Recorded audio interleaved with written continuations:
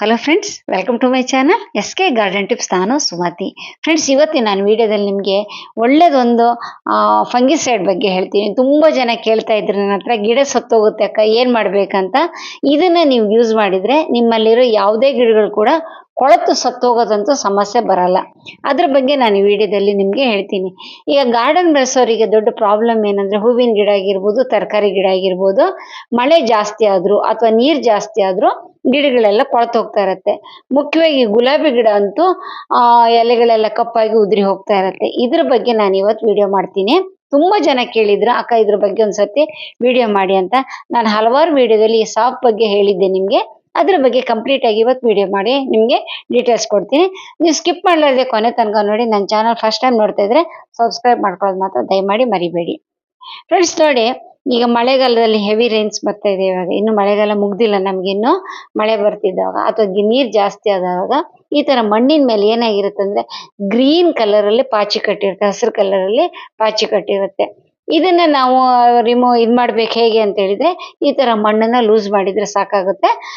90% ಅದು ಇದಾಗುತ್ತೆ, ಅಂದ್ರೆ ಕಮ್ಮಿ ಆಗೋಗುತ್ತೆ.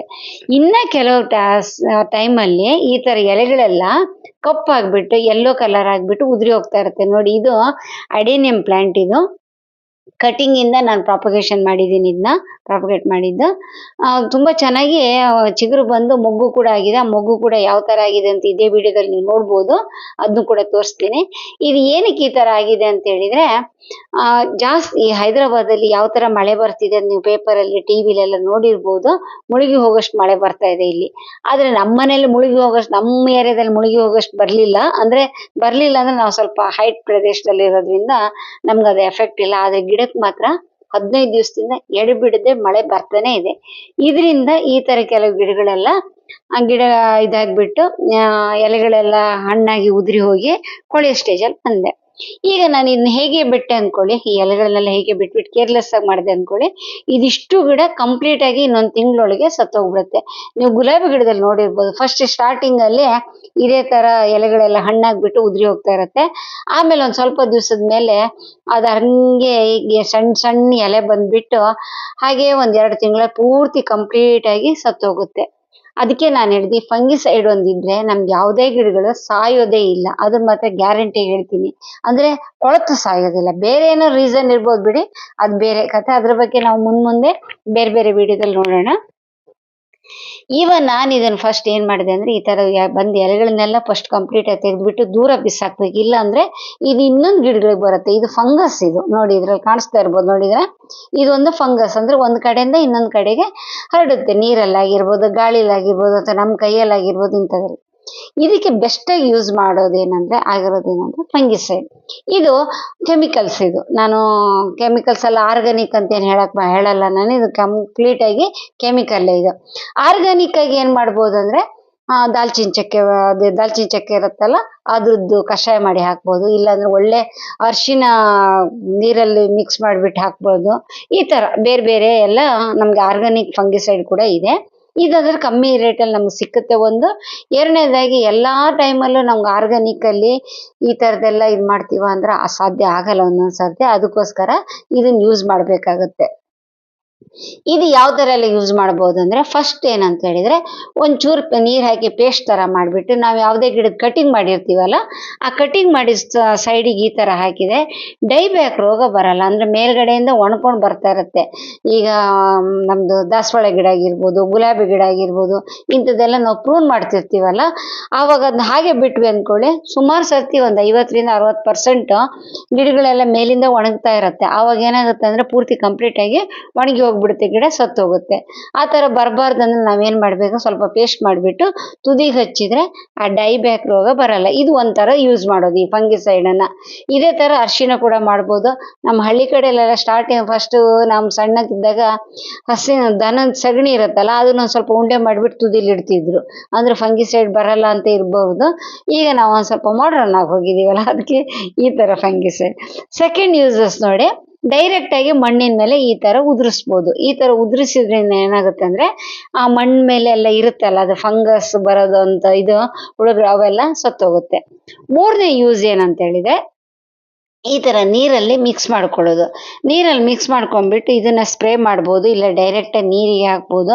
ನಾವು ಯಾವ್ದಾದ್ರು ಕಟಿಂಗ್ ಗಿಟಿಂಗ್ ನೆಡ್ತಿದ್ದವಾಗ ಇದ್ರಾಗಿ ನೀರೊಳಗೆ ಮುಳುಗಿಸ್ಬಿಟ್ಟು ನಾನು ಹಲವಾರು ವಿಡಿಯೋದಲ್ಲೆಲ್ಲ ತೋರಿಸಿದ್ದೀನಿ ನಿಮಗೆ. ಈ ಥರ ನೀರೊಳಗೆ ಇಟ್ಬಿಟ್ಟು ಒಂದು 10 ನಿಮಿಷ ಆದ್ರ ಮೇಲೆ ಅದನ್ನ ಬೇರೆ ಕಡೆ ನೆಟ್ಟರೆ ನಮಗೆ ಫಂಗಸ್ ಬಂದು ಗಿಡ ಸತ್ತೋಗಲ್ಲ. ನೋಡಿ ಈ ಥರ ನಿಮ್ಮ ಹತ್ರ ಸ್ಪ್ರೇ ಬಾಟ್ಲಿ ಇಲ್ಲ ಅಂದರೆ ಹೀಗೆ ಕೈಯಲ್ಲಿ ಕೂಡ ಚಿಮುಕಿಸ್ಬೋದು. ಒಂದು ವೇಳೆ ನಿಮ್ಮ ಹತ್ರ ಸ್ಪ್ರೇ ಬಾಟ್ಲಿ ಇತ್ತಂದರೆ ಸ್ಪ್ರೇ ಬಾಟ್ಲಿಗೆ ಹಾಕ್ಬಿಟ್ಟು ಸ್ಪ್ರೇ ಮಾಡ್ಬೋದು. ಇದರಿಂದ ಏನಾಗುತ್ತೆ ಅಂದರೆ ಇಷ್ಟು ತನಕ ಕತೆ ಹೇಳ್ಕೊಂಬಂದಲ್ಲ ನಾನು, ಈ ಫಂಗಸ್ ಬಾರ್ದಿದ್ದಂಗೆ ತಡೆಯುತ್ತೆ. ಮತ್ತೆ ಏನು ಒಂದು ವೇಳೆ ಬಂದಿದ್ದನ್ನು ಕೂಡ ಇದಾಗುತ್ತೆ. ನಾವು ಒಂದೇ ಸರ್ತಿ ಹಾಕಿದ್ರೆ ಸಾಕಾಗುತ್ತಾ ಬಂದ್ರ ಮೇಲೆ ಅಂದರೆ ಸಾಕಾಗಲ್ಲ. ಕನಿಷ್ಠ ಒಂದು 5-6 ದಿವ್ಸಕ್ಕೆ ಒಂದು ಸರ್ತಿನಾರು ಒಂದು 2-3 ಸರ್ತಿ ಮಾಡಿದರೆ ನಮಗೆ ಅದರಲ್ಲಿ ಕಮ್ಮಿ ಆಗುತ್ತೆ. ಅಂದರೆ ಜಾಸ್ತಿ ಬಂದರೆ. ಒಂದು ವೇಳೆ ಬಾರ್ಲಾರ್ದಿದ್ದಂಗೆ ಕಾಪಾಡ್ಕೊಳ್ಬೇಕು ಹೇಗೆ ಅಂತ ಹೇಳಿದ್ರೆ ಹೀಗೆ ವಾರಕ್ಕೊಂದು ಸರ್ತಿ 15 ದಿವ್ಸಕ್ಕೊಂದು ಸರ್ತಿ ಸ್ಪ್ರೇ ಮಾಡ್ತಾ ಇದ್ರೆ ಸಾಕಾಗುತ್ತೆ. 1 ಲೀಟ್ರ್ ನೀರಿಗೆ ಒಂದು ಅರ್ಧ ಚಮಚ ಹಾಕಿ ಸಾಕು, ಜಾಸ್ತಿ ಏನು ಹಾಕೋದು ಬೇಡ. ಇದು ಎಲ್ಲಿ ಸಿಕ್ಕುತ್ತೆ ಅಂತ ಇನ್ನೊಂದು ನಿಮಗೆ ಕ್ವಶನ್ ಬರ್ಬೋದು ತಲೆಯಲ್ಲಿ. ಫ್ರೆಂಡ್ಸ್, ಇದು ನಮಗೆ ಮಾರ್ಕೆಟಲ್ಲಿ ಸಿಕ್ಕುತ್ತೆ, ಲೋಕಲ್ ಮಾರ್ಕೆಟಲ್ಲಿ ಸಿಕ್ಕುತ್ತೆ. ಅದೇನು ದೊಡ್ಡದೊಂದು ಏನೋ ಒಂದು ಬ್ರಹ್ಮ ಪದಾರ್ಥ ಏನಲ್ಲ, ಇದು ಎಲ್ಲ ಕಡೆ ಸಿಕ್ಕುವಂಥದ್ದೇ. ಒಂದು ವೇಳೆ ನಿಮಗೆ ನೀವಿರೋ ಊರಲ್ಲಿ ಸಿಕ್ಕಲಿಲ್ಲ ಅಂದರೆ ನೀವು ಅಮೆಜಾನಲ್ಲಾಗಲಿ, ಫ್ಲಿಪ್ಕಾರ್ಟಲ್ಲಾಗಲಿ, ಮಿಶೋದಲ್ಲಾಗಲಿ ಎಲ್ಲಾದರೂ ನಿಮಗೆ ನೀವು ಇದನ್ನ ಬುಕ್ ಮಾಡ್ಕೊಳ್ಬೋದು. ಕಮ್ಮಿ 100-150 ರೂಪಾಯಲ್ಲೇ ಬಂದುಬಿಡುತ್ತೆ ನಿಮಗೆ. ಏನು ಜಾಸ್ತಿ ಏನು ರೇಟ್ ಇರಲ್ಲ. ಅದು 100 ಗ್ರಾಮ್ಸು 200 ಗ್ರಾಮ್ಸು ಈ ಥರ ಸಿಕ್ಕುತ್ತೆ. ನೀವು ಫಸ್ಟ್ ಸ್ಟಾರ್ಟಿಂಗಲ್ಲಿ 100 ಗ್ರಾಮ್ಸೇ ತರಿಸ್ಕೊಂಡು ನೋಡಿ. ನಿಮ್ಗೆ ಚೆನ್ನಾಗಿ ಯೂಸ್ ಆಗುತ್ತೆ ಅಂದರೆ ನೀವು ಜಾಸ್ತಿ ತರಿಸ್ಕೊಂಡು ಇಟ್ಕೊಳ್ಬೋದು.